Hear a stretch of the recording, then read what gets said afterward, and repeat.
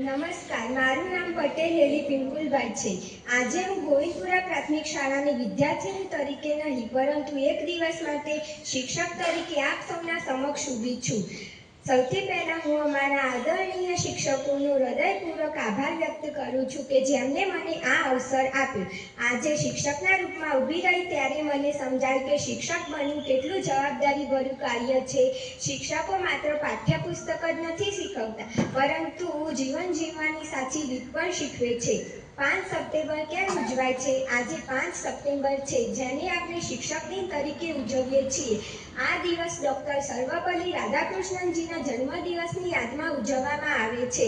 તેઓ ભારતના મહાન શિક્ષકો, ફિલોસોફર અને આપણા દેશના બીજા રાષ્ટ્રપતિ રહ્યા હતા. તેમનું માનવું હતું કે શિક્ષકો જ રાષ્ટ્રના સાચા નિર્માતા છે.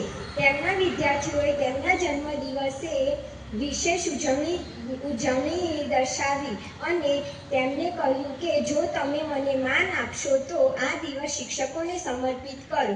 એટલા માટે આજે આખું ભારત આ દિવસને શિક્ષક દિન તરીકે ઉજવે છે. મારા અનુભવો. આજે હું શિક્ષકના રૂપમાં ઊભી રહી ત્યારે મને સમજાયું કે એક શિક્ષકના શબ્દોમાં કેટલો પ્રભાવ હોય છે.